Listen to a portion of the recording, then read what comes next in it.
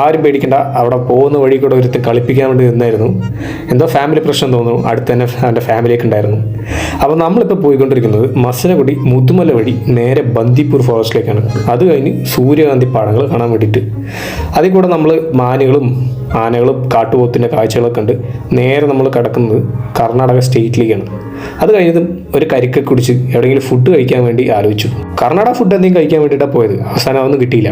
എവിടെ പോയാലും ഒരു മലയാളി ഉണ്ടാവുമല്ലോ. അങ്ങനെ ഒരു ബിരിയാണിയും കഴിച്ച് ഞങ്ങൾ നേരെ സൂര്യകാന്തി പാടങ്ങൾ തേട്ടി ബാക്കിലോട്ട് യാത്രയായി. അവസാനം ഒരു ഫാം കിട്ടി.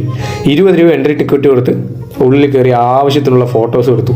ഇനി നേരെ തിരിച്ച് നമ്മൾ മസനഗുഡി വഴി ഊട്ടി കയറാനാണ് പ്ലാൻ ചെയ്തത്. പക്ഷേ വഴി അടച്ചുകൊണ്ട് നമ്മൾ ഗൂഡല്ലൂർ വഴി നേരെ ഊട്ടിയിലേക്ക് പോകുന്ന വഴി എൻ്റെ ഫേവറേറ്റ് കോൾഡ് ബ്രൂ ആയ സ്ലീപ്പി ഓൾ കുടിച്ചു.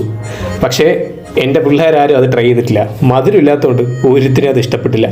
അത് കഴിഞ്ഞ് നേരെ ഊട്ടി ടൗണിലേക്ക്. അവിടെ എത്തുമ്പോഴേക്കും രാത്രിയായി. അവിടെ ഒന്ന് കറങ്ങി ഒരു കടയിൽ കയറി കുറച്ച് ചോക്ലേറ്റ്സും കോഫിയും ഊട്ടി വർക്കിയൊക്കെ മേടിച്ച് ഒന്ന് നടക്കാൻ വേണ്ടി ഇറങ്ങി. ഈ സാധനമാണ് സബർജില്ലി എന്ന് പറയുന്ന ഫ്രൂട്ട്. ഞാൻ ഏതോ ഒരു കാലത്ത് കൊടൈക്കനാൽ പോയിട്ട് കഴിച്ചൊരു ഓർമ്മയുണ്ട്. ഇതൊരുമാതിരി വെള്ളരിക്കും വാട്ടർമെലിനും പേരയ്ക്കയും ചേർന്ന ഒരു ടേസ്റ്റാണ്. അങ്ങനെ ഒന്ന് കറങ്ങി ഞങ്ങൾ ഊട്ടി ഫേമസ് ആയിട്ടുള്ള ഡാർജിലിംഗ് മോമോസിൽ കയറി. ഞങ്ങൾ പോയി അവിടുത്തെ കുറേ മോമോസ് ട്രൈ ചെയ്തു. നിങ്ങൾ എപ്പോഴെങ്കിലും ഇവിടെ വരികയാണെങ്കിൽ ട്രൈ ചെയ്യാൻ പറ്റിയ ബെസ്റ്റ് സാധനമാണ് ഷെസ്വാൻ വെജ് മോമോസ്. ഒരുമാതിരി ടേസ്റ്റാണ്. ഞങ്ങൾ തന്നെ ഒരു 2-3 പ്ലേറ്റ് വാങ്ങി കഴിച്ച് അവിടുത്തെ ഫുഡൊക്കെ കഴിച്ച് ഒരു ചായ കുടിച്ച് നേരെ നമ്മൾ ഊട്ടിയിൽ നിന്ന് താഴോട്ട് ഇറങ്ങാൻ സ്റ്റാർട്ട് ചെയ്തു.